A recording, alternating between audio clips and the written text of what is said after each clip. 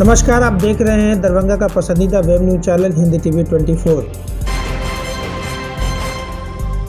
आज आपकी मुलाकात एक ख़ास मेहमान से कराने जा रहे हैं। ख़ास इसलिए क्योंकि ये युवा पीढ़ी के लिए एक संदेश उन्होंने दिया है। चलिए बिना देर किए हुए मैं आपकी मुलाकात उनसे कराता हूँ। अशोक पेपर मिल थाना क्षेत्र के अंतर्गत हायाघाट प्रखंड में एक गांव आता है चंदनपट्टी। इस गांव की एक अपनी खूबसूरती है। इस गांव का बड़ा इतिहास है। यहाँ मुस्लिम समुदाय के दो वर्ग के लोग अधिक आबादी में मिलेंगे आपको, एक शिया समुदाय, एक सुन्नी समुदाय। हालांकि इस गांव में बहुसंख्यक समुदाय के लोग भी रहते हैं और मिलजुल करके आपस में रहते हैं। इस गाँव में एक परिवार है जिसके मुखिया हैं रिजवान अहमद। रिजवान अहमद के बारे में मैं आपको थोड़ी सी बात बता दूं कि रिजवान अहमद एक मध्यम वर्ग परिवार से आते हैं। इन्होंने जो इनके बारे में मैंने पता किया कि इन्होंने एक छोटी सी दुकान से लेकर के सऊदी अरब तक का, विदेशों तक का इन्होंने सफ़र किया। विदेश में इन्होंने रहा।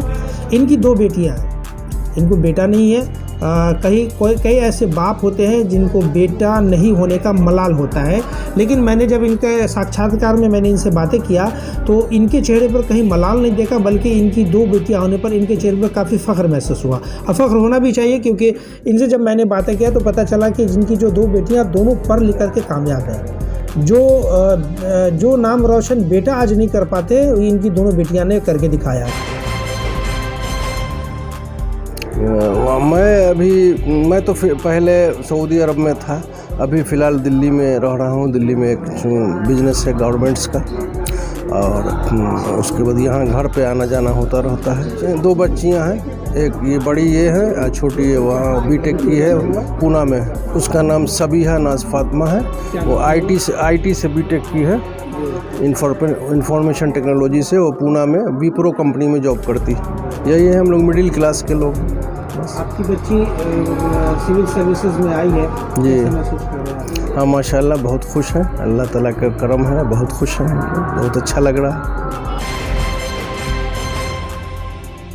इनकी सबसे बड़ी बेटी जो है उसका नाम फसीहा नाज फातिमा उर्फ हुमा है, और छोटी बेटी जो है उसका नाम जो है सबीहा नाज फातिमा है। तो चलिए सबसे पहले हम छोटी बेटी के बारे में बताते, फिर डिटेल से आपको बड़ी बेटी के बारे में बताते हैं। इनकी जो छोटी बेटी है सबीहा नाज फातिमा, ये इन्होंने बीटेक करने के बाद आज ये विप्रो कंपनी, जो भारत की सबसे जो वो बड़ी कंपनी में से एक कंपनी गिना जाता है, इसमें आज ये जॉब कर रही है, वेल सेटल है। सबसे बड़ी बेटी जो है सबीहा नाज फातिमा उर्फ हुमा, इन्होंने हाल फिलहाल में 10 अक्टूबर 2022 को इन्होंने एक बड़ी कामयाबी हासिल किया।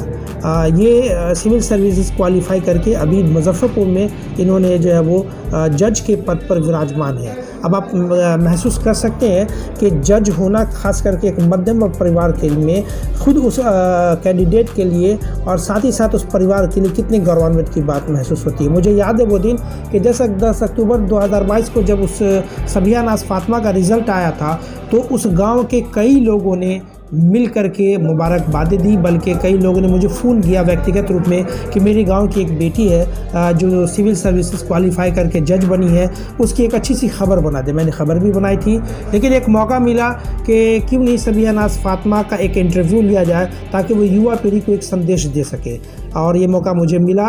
मेरा चैनल हिंदी टीवी 24 पहला ऐसा चैनल है जो डायरेक्ट उनका साक्षात्कार आपको दिखाने के लिए जा रहा है। एक्चुअली मैंने अपनी 10th और 12th की पढ़ाई यही दरभंगा से की है, अपने होम टाउन केंद्रीय विद्यालय।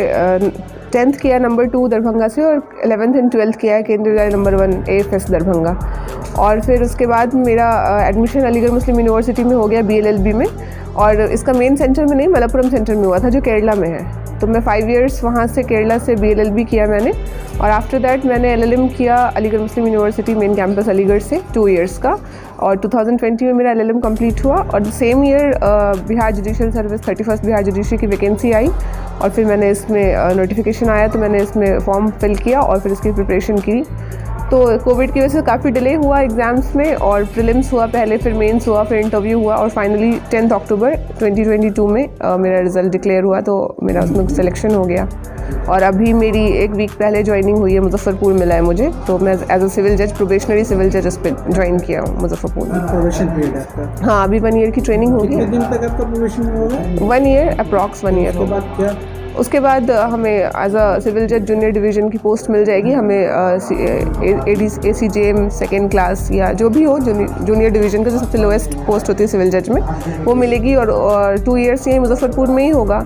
आफ्टर दैट फिर ट्रांसफ़र होगा, 3 ईयर्स पे ट्रांसफ़र होता है यहाँ पे, तो उसके बाद ट्रांसफ़र होगा हमारा। ये मुझे बताइए उमा कि कैसा महसूस कर रही है? जी, जब रिज़ल्ट आया था तो बहुत डिफरेंट फीलिंग थी, बहुत अच्छी फीलिंग थी कि जब से BLL में एडमिशन लिया था तो मेरा फर्स्ट डे से था कि मुझे एडवोकेसी नहीं करनी है, जुडिशरी करनी है। बिकॉज़ मेरा अब्बू का भी ड्रीम था, मम्मी का भी, और मुझे भी था कि मुझे कुछ डिफरेंट करना है और थोड़ा सा मतलब जो भी हो लोगों को ऐसे इंस्पिरेशन मिले कि हाँ मतलब नॉर्मली भी लोग अगर पढ़ाई करें नॉर्मल बैकग्राउंड से, बहुत ज़्यादा हाई क्लासेस नहीं हो, बट स्टिल आपको अगर पेरेंट्स का सपोर्ट है, फैमिली का सपोर्ट है तो आप काफ़ी ऊंचे मुकाम पे पहुंच सकते हैं। तो इस वजह से, और मेरा जुडिशरी में थोड़ा शौक भी था, मेरे सीनियर्स ने क्वालिफाई करी थी जुडिशरी, तो मुझे उस वजह से इंटरेस्ट आया था।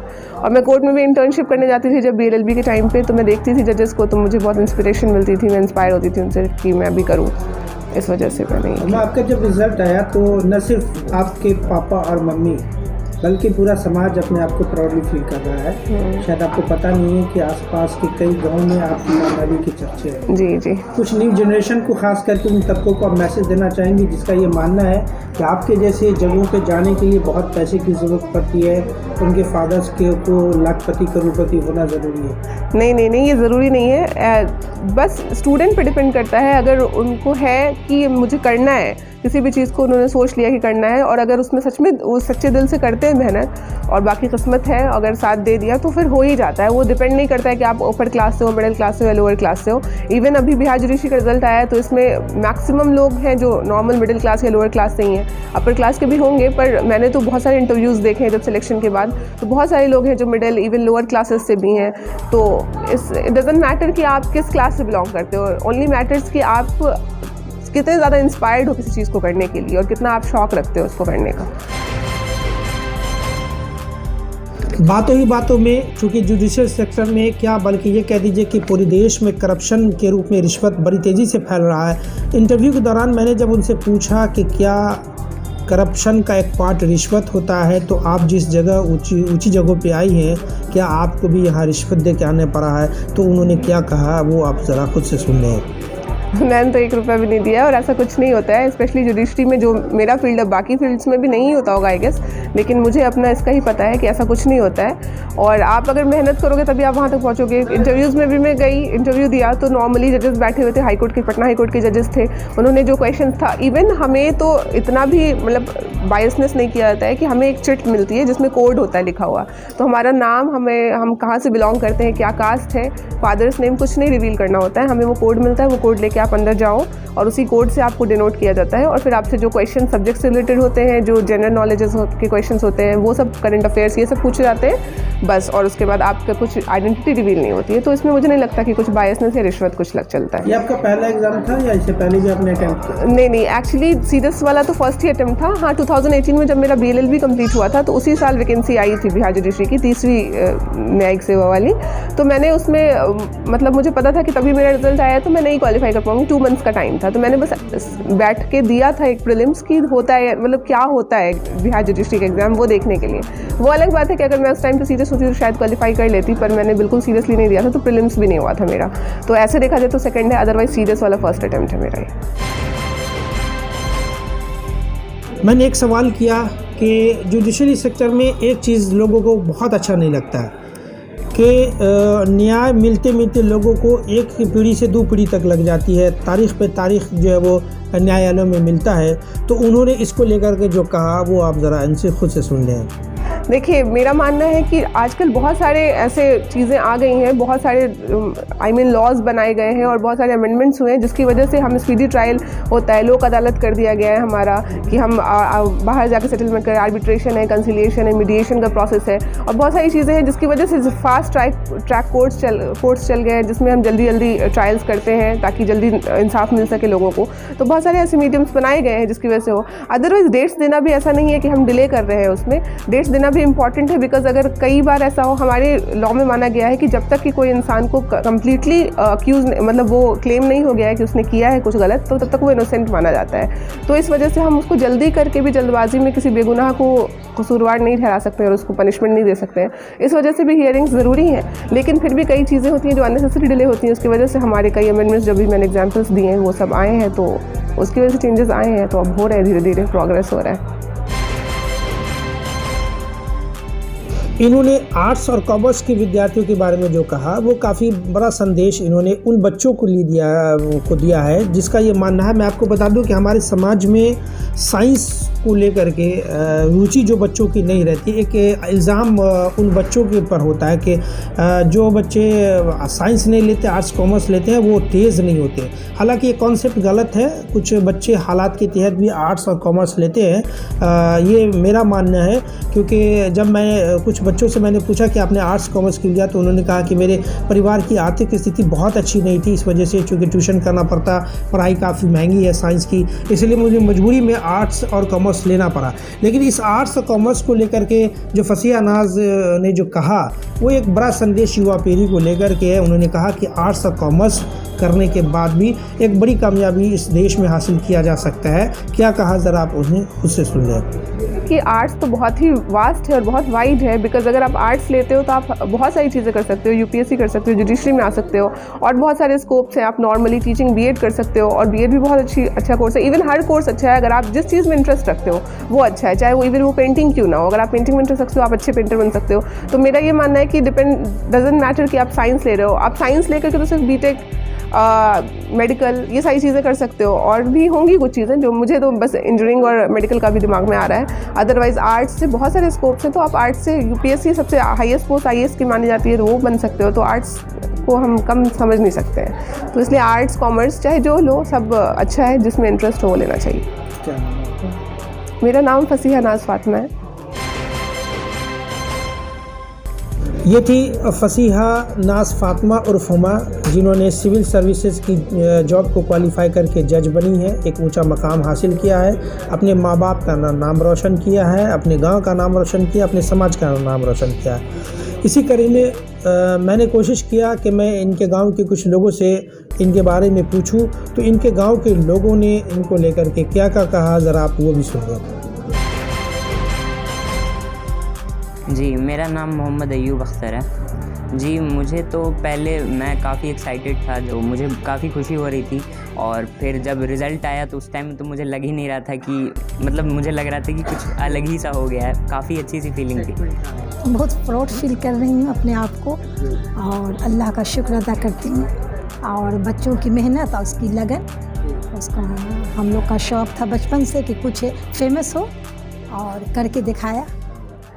आप करती क्या हैं? मैं हाउसवाइफ। हम तो सबसे पहले इसको मुबारकबादी देते हैं कि वो बच्ची चंदन पट्टी की है, हमारे गांव की है, भतीजी भी है। ये हर बच्ची उस गांव का जो है नाम रोशन ही बच्ची की है। इसी का देखा देखी और बच्ची लोग भी तालीम हासिल करे और गांव का नाम रोशन करे, साथ साथ अपने एरिया का नाम रोशन किया है, अपने ज़िला का नाम रोशन किया है। आज जिस संदर्भ में आप हमसे पूछे हैं कि मेरे गांव की बच्ची ने जज बनी है, ये बहुत खुशी की बात है हमारे पंचायत के लिए, हमारे ज़िला के लिए और हमारे प्रदेश के लिए और हमारे समाज के लिए। ये बहुत ही खुशी की बात है कि हमारे समाज की बच्ची इस तरह से आगे बढ़ रही हैं और कामयाब हो रही हैं। मैं इन बच्ची के साथ इनके पेरेंट्स ने जो सपोर्ट किया, इन बच्ची के साथ जिस तरह से इनके माता पिता का मदद और साथ रहा, ये बधाई के पात्र हैं। जी, फसीहा नाज फातिमा उर्फ हुमा नाम है उसका।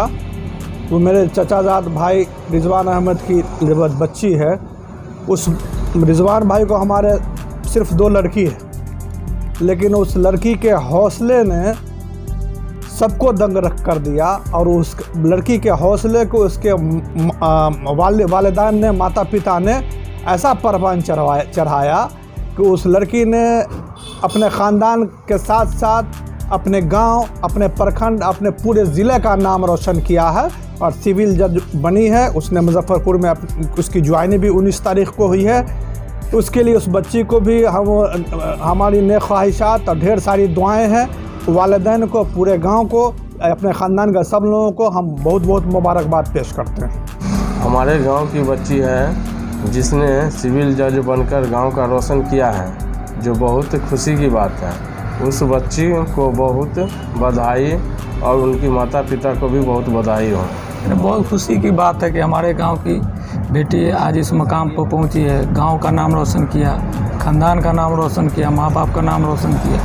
हमारी तरफ से बहुत बहुत मुबारकबाद है उनको और उनके परिवार को और उनके ख़ानदान को भी। ये थी आज की हमारी मेहमान फसीहा नाज़ फ़ातिमा उर्फ़ हुमा। इस तरह के बड़ी शख्सियतों का साक्षात्कार चलाने के पीछे जो मेरा मकसद होता है कि एक संदेश देना समाज के हर वर्ग के लोगों को कि हम मध्यम वर्ग में होकर के भी हम एक बड़ी कामयाबी हासिल कर सकते हैं। यानी कि बड़ी कामयाबी हासिल करने के लिए बहुत पैसे की ज़रूरत नहीं है, रिश्वत की ज़रूरत नहीं है। इन तमाम चीज़ों को जो है, जो एक धारणा युवा पीढ़ी में बन गई है, उसको फसीहा नाज़ फ़ातिमा ने एक सिरे से खारिज कर दिया। दरभंगा सहित देश और दुनिया की बाकी खास खबरों को देखने के लिए देखते रहे हिंदी TV 24। धन्यवाद।